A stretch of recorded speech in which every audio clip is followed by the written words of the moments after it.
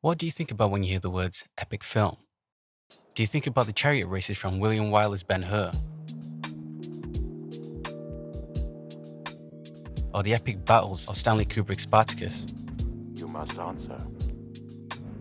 Wait, look at Kirk Douglas's face, wait. Do you think about Michael's consolidation of power from Francis Ford Coppola's The Godfather trilogy?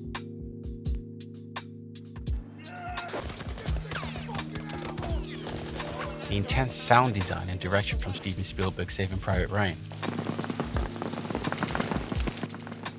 Or the intricate details of Zhang Yimou's Hero?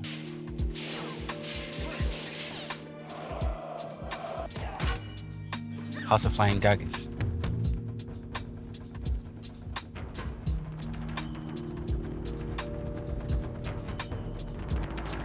And Curse of the Golden Flower?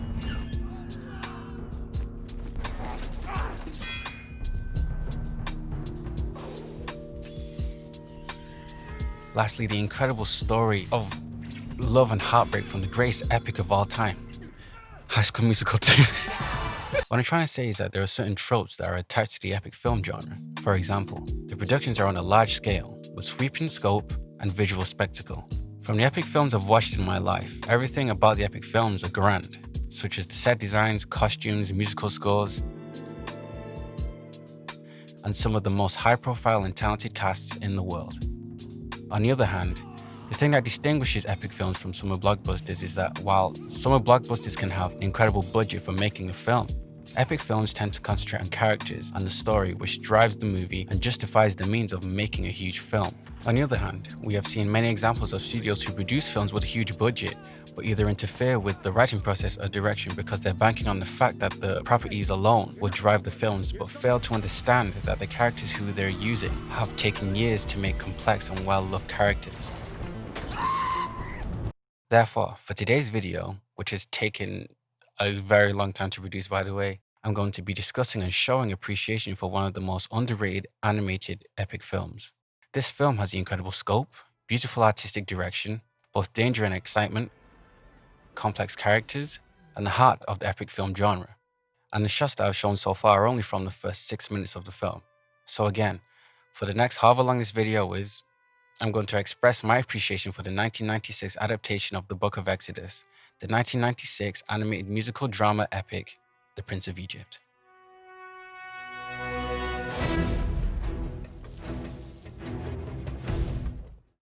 But first, I would actually like to thank today's sponsor. It's been a long time coming, but I'd like to thank my blood, sweat, and tears. But today, I'm aiming for 5 likes.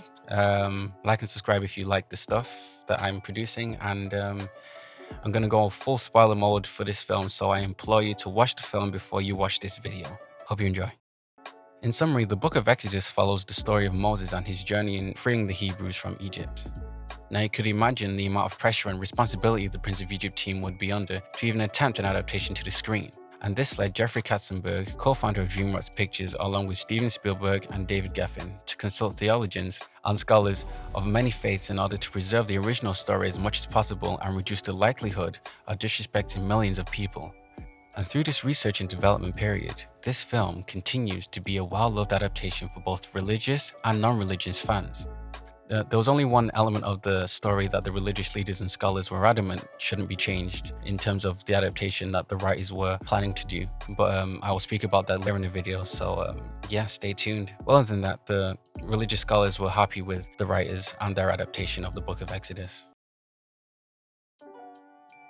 My first encounter with the story of Moses was with the 1956 The Ten Commandments, which is an epic film in its own right. So yeah, I used to watch it with my dad, minus the smoking and drinking, of course, because, you know, we keep it PG over here. That movie is nearly 4 hours long, but I loved the story so much that I forgot about everything. Even pissed myself one time. The film felt heavy, and I felt personally invested in the story, and the tropes of the epic film genre furthered the storytelling.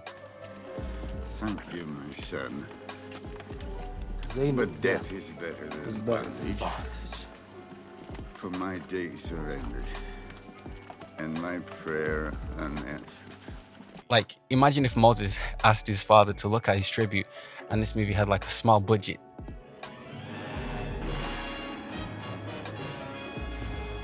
Whose work is this? When I'm watching the movie as an adult, it seemed like the brothers were they were always competing all the time and seemed more archetypal once they had their own destinies. Overall, there was a lack of love between the brothers, which was different but effective at the same time. This is where the Prince of Egypt steps in. The key message that ties the Prince of Egypt is love.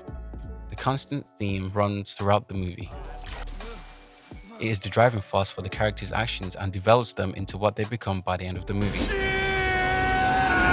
This will actually be my overall point. Our first encounter of love being displayed is between the mothers and their children. The Hebrew mothers are losing their newborn sons under the order of Pharaoh Seti due to his fear of an uprising. The mothers aren't even allowed a final moment with their sons, but Yochebed escapes in order to save her newborn son, Moses. Yochebed, Aaron, and Miriam run to the Nile and resort to the only option they have left, to place Moses in a basket on the Nile in order to save him from Pharaoh's wrath. Luckily, Moses lands at the palace and is loved instantly by the queen, and continues to love him throughout his life, and Moses is able to grow up in a family which adopted and loved him, including Ramses. This love becomes a key part of the relationship between Ramses and Moses, and this adaptation even when they eventually find themselves on opposite sides of the spectrum. A moment of love and nostalgia is displayed even in the toughest of times. Why can't things be the way they were before?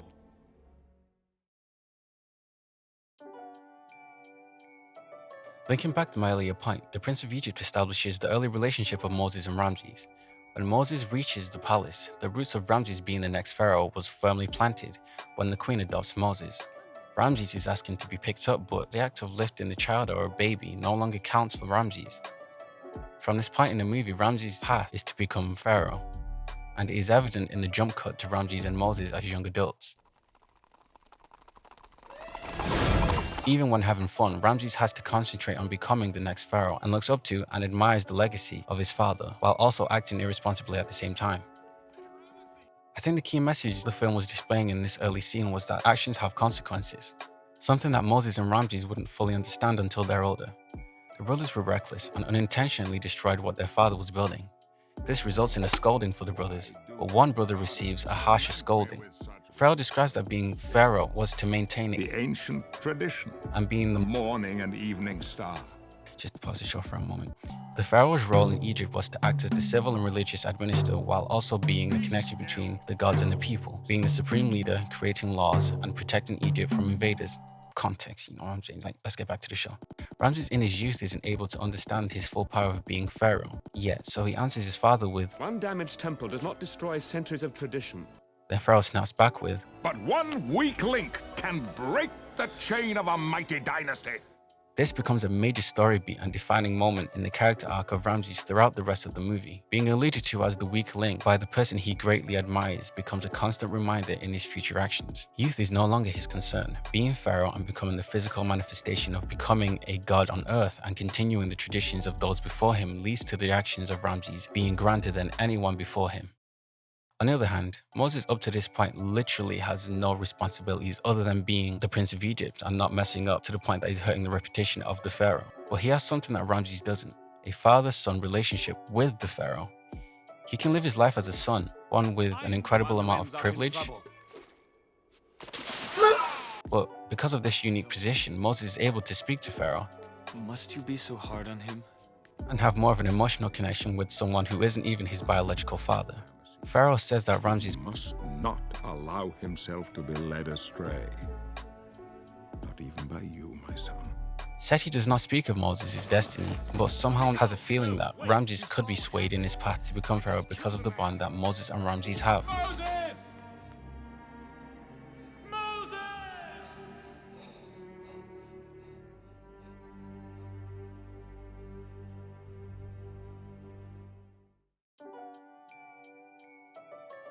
Another point that I love about the Prince of Egypt is the character development.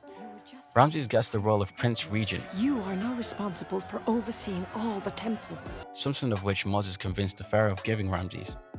Ramses has a career path, Moses does not. However, Moses' character arc is towards a different form of power. Being raised as an Egyptian, surrounded by Egyptians in the palace, raised as the younger prince, raised by the queen herself and having a familial bond with the Pharaoh in comparison to Ramses. Moses knew nothing else than being the carefree, reckless prince. But his first incident with a slave stolen from a faraway land opens Moses' eyes to the people he has always known as slaves. Let me try and explain what I'm trying to say. The slave who was captured has a voice and demands to be set free. She becomes a human, a person, not property.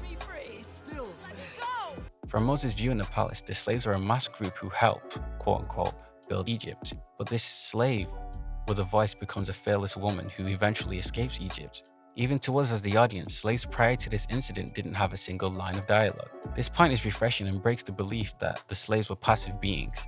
They wanted freedom, but the Pharaoh's brutality was all they knew, yet they still called out to God. On top of this realization, Moses finally meets his biological sister and brother, who he has no recollection of. This is the key moment where everything he knows is being questioned. Stop it! You are our brother!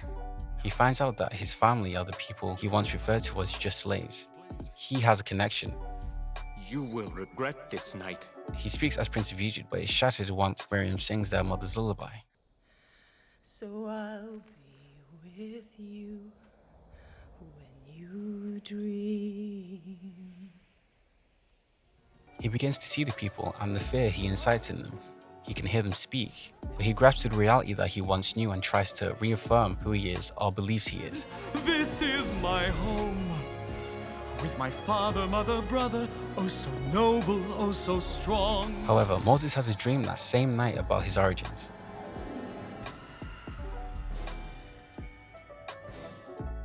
He then seeks to find out the truth because, as you can see, the walls illustrate the history of the royal family. But this is the history and the truth that breaks Moses' beliefs. His father was responsible for the deaths of the newborn Hebrew sons. This was our paranoia that the Hebrews would grow in strength and become opposition to the Pharaoh. The Pharaoh's complete lack of empathy becomes the driving force for Moses to question his whole life and beliefs. Oh, my son. They were only slaves.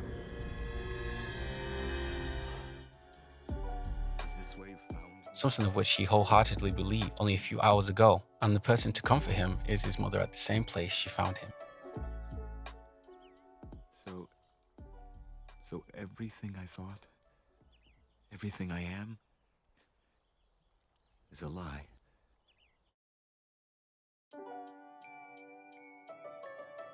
Now that the film has established the relationship of Ramses and Moses, the first point of conflict is established to truly show the change in both characters and the continuation of their arcs, and allude to the end goal or destination of both characters. Now we can pinpoint the character arcs of Moses and Ramses. Ramses aims to secure his selfish dream of maintaining the dynasty, while Moses learns to be selfless and an empathetic person, something that couldn't be learned while being raised as the Prince of Egypt. Mirroring the introduction shot of Pharaoh Seti's expansion and the way it interrupts the beautiful moment in the opening scene, in the opening shot even, Ramses also presents his plans for a greater Egypt. He sees the power of Egypt. Moses, on the other hand, can see and hear the moans and cries of the people. Did you notice that in every shot that concentrates on Moses, the people are easily identifiable with faces instead of copy-paste slaves? Whereas the shots of Ramses are either him standing above the slaves or turning his back to them. Moses tries to do the same as Ramses, trying to function like he once did, but you can hear the whipping of an elderly man by one of the slavers. Don't even think about the consequences. Moses runs towards the violent act and orders that he should leave that man alone. Ramses can only hear Moses shouting, not the cries of the elderly man. This demonstrates that Ramses has the ability to be empathetic, but only to those he cares about, and thus demonstrating his complete lack of emotional detachment to the slaves. Without any thought for his actions, Moses accidentally kills the slaver.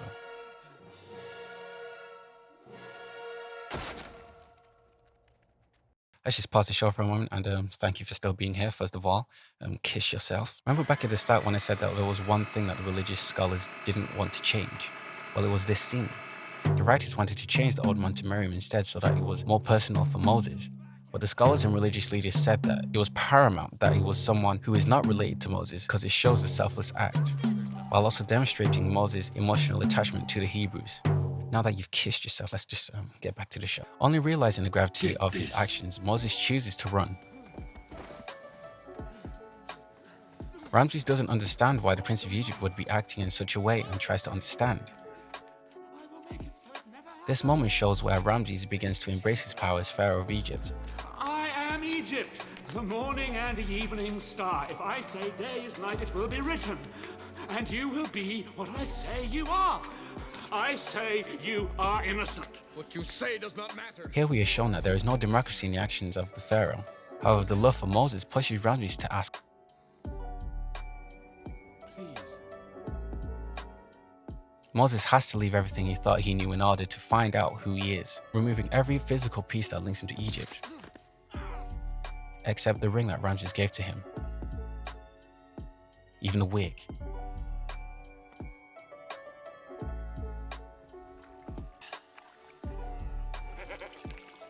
Moses shows another act of selflessness when he saves the poorest sisters from some bandits. He didn't ask any questions, he just acted even though he wasn't in the best condition, just like in Egypt. He was somehow urged to save the girls and unexpectedly met the lady who he helped escape to Egypt. The bath could be interpreted as a new beginning for Moses to become the messenger of God, but for now he's basically having a bath. But for now he is becoming a man who realizes that his life and action should be Look at your life through absolute heaven's bomb. By the way, just comment your favorite song, and you don't even have to say why, just put down your favorite song. This becomes Moses' defining character trait from this point on. You couldn't have imagined the message that he was tasked with. Speak to these people.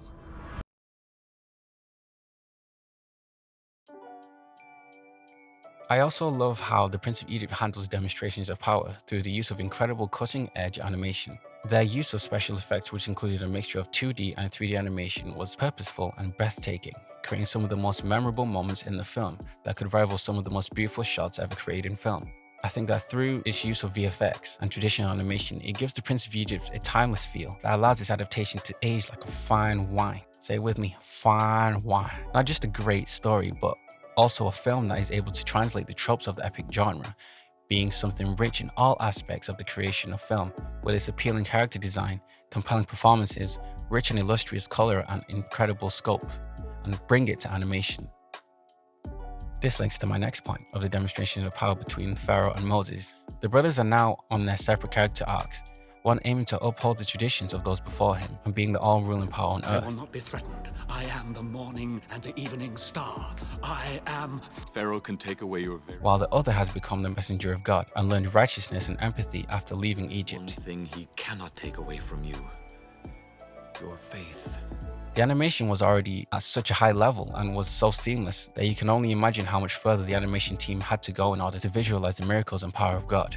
We had already been introduced to the power of the Pharaoh through the direct and brutal examples of the Pharaoh's treatment of the slaves, all in order to build temples, palaces, and cities in order to pay his tribute to the Pharaoh and offerings to the gods.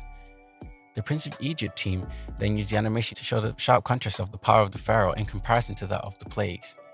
Ramses is stuck in his belief because he is surrounded by the results of his oppression of the Hebrew slaves and can now see for himself.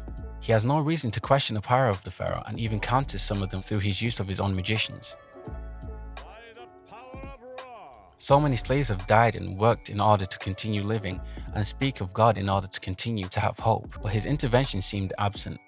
Side note, I think the old guy is an allusion to the old man in the Ten Commandments, but it could just be an old guy and I'm overthinking it, but you know, why not? Brother can dream. We as an audience can see the sharp contrast between Ramses and his power versus a power that makes Ramses look completely insignificant. Thus, linking back to my earlier point, the Prince of Egypt team needed ways to bring such spectacles to the screen, so they needed to plan what they were going to do and how they were going to do it until completion. The team found ways in which to combine traditional 2D animation and 3D animation with computer-generated images, CGI. For instance, in order to add the lighting and atmosphere effect, this scene was created using 2D animation for both characters and backgrounds. This is different for the 2D/CGI scenes, where the effects team wanted to create dust storms, lighting rays, and enhance backlighting effects to create some light erosion and create flickering for the torchlight, while also being used sometimes for shadows. 3D/CGI was used to create models and props, which were then rendered and painted to add color. Some models were used using commercial software, while the studio also developed their own in-house software to simulate crowds while also creating 3D stone textures and lighting effects when needed.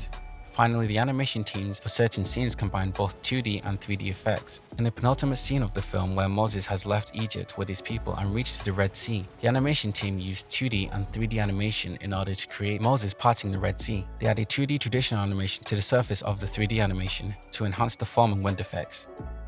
There were around 425 DreamWorks artists, animators, and technicians, and you can see the amount of dedication and perfection in each frame and scene of this film. I think the animation is an incredible thing, but this film really made me appreciate animation in its purest form. Like, when it comes to animation, they're not actors, they're literally from and created from someone's mind and translated onto paper or translated digitally and then brought onto the screen. For example, the framing of Moses speaking to Ramses privately after his return to free his people. Notice how from Moses' perspective, when he looks at Egypt, he sees the slaves who are being forced into labor and suffering every second. While from Ramses' perspective, all he can see is the vision of Egypt. The painful truth in Moses' confession that his people are suffering at the hands of Ramses. And I can no longer hide in the desert while they suffer. At your hands. And the heartbreak in Ramses' eyes when he realizes that Moses didn't return to be the Prince of Egypt. You have returned, only to free them. I had hoped. Let's just count down to the coolest musical cue in existence. 3, 2, 1. Wow. Lastly, notice how this scene mirrors the lecture scene after the chariot race and how Ramses mirrors the body language of his father.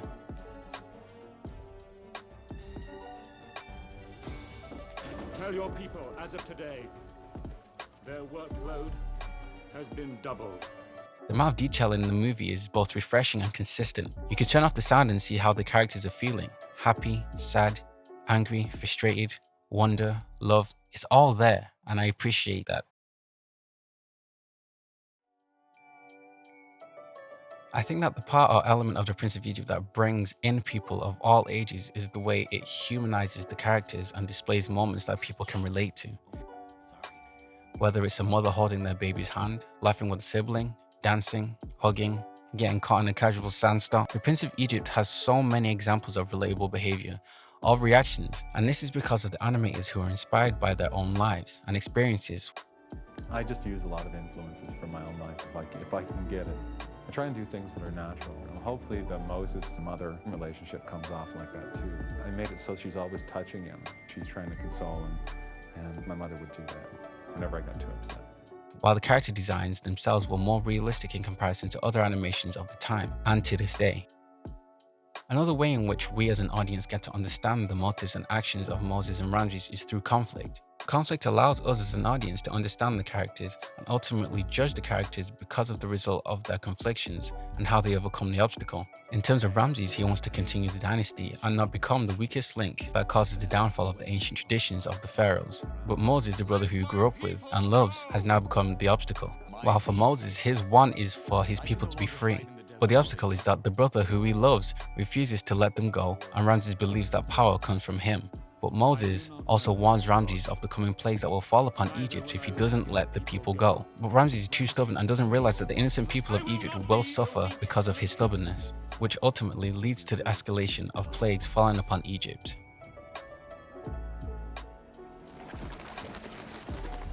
But accompanied by choral whispers and then pure adrenaline of a musical score and lyrical composition from Stephen Schwartz and Hans Zimmer.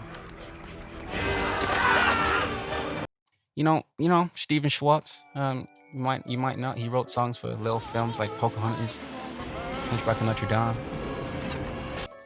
and Enchanted, just a few. And, Hans Zimmer, doing a few like budget films like Cool Runnings, The Lion King, The Preacher's Wife,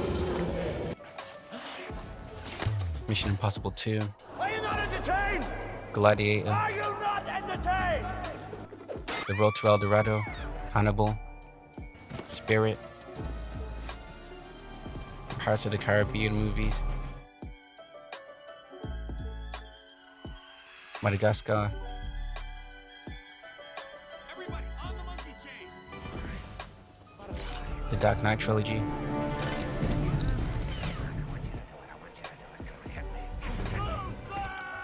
Kung Fu Panda, Inception, that our world wasn't real.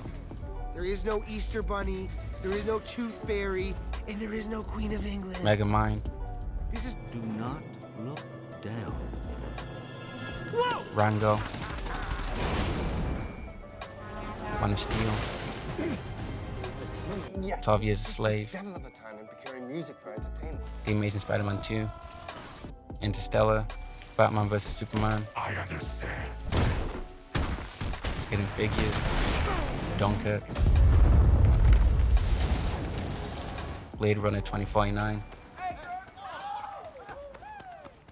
and Widows, just to name a few, I just want to keep on the low because I heard those movies flop. Here you can hear and see the guilt that Moses feels during the plagues. The innocents are suffering. Innocent Egyptian children are being punished because of Ramses.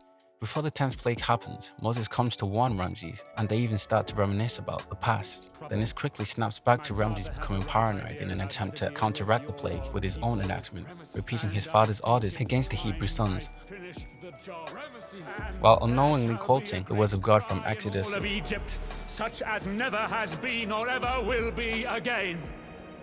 The composition of the scene foreshadows what Ramses will lose, but he is too blind to see it. The animation team gave the 10th plague such a natural wind feeling, yet made it feel sentient, on a mission while the pharaoh's stubbornness results in the death of Egyptian children, including his own son. In a scene which pays homage to Citizen Kane, Ramses lays his son to rest, and Moses tries to console him. All Ramses feels is pain and anger. Then while leaving to announce that his people are free, Moses drops to the ground, full of grief and mourning over the loss of his nephew. This scene is really important because it demonstrates that even if Moses is a messenger of God, he is still human. Throughout all of the wonders, he still has feelings and thoughts that make his mission even harder to do, but against all of it, he has to complete his mission. The Prince of Egypt team went through every scene, action, shot, and direction with intention and meaning. Through this consideration and attention to detail, it allowed the audience to feel for such complex characters and figures.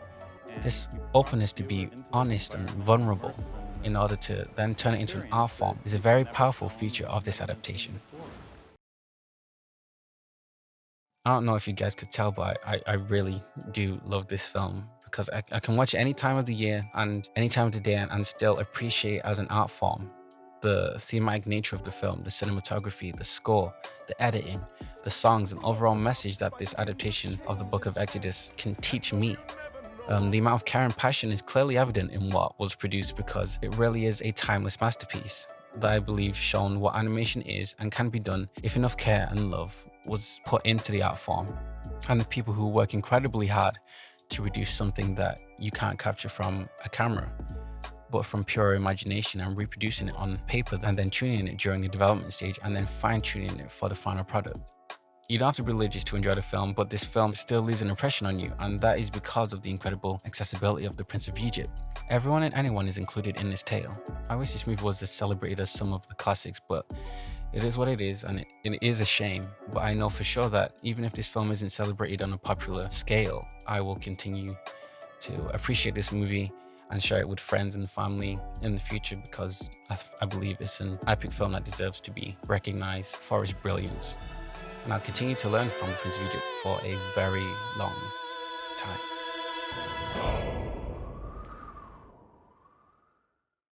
Listen, this has been months in the making, redraft after redraft, and so many setbacks, but here we are, 2020. And I hope you're all well, or at least taking a break in some way this year, because this year's been tough, as you know. So this was one way to keep sane during all of this and everything that's happened. So yeah, I have a few ideas for what I want to do for my next video, but I'll see if I get it out on time. And yeah, thank you to everyone who supported my first video on 101 Dalmatians. I was very surprised, but yeah, thank you, I'm very grateful. And yeah, my social media is in the bio, and like and subscribe if you enjoy. Peace. Peace, peace, peace.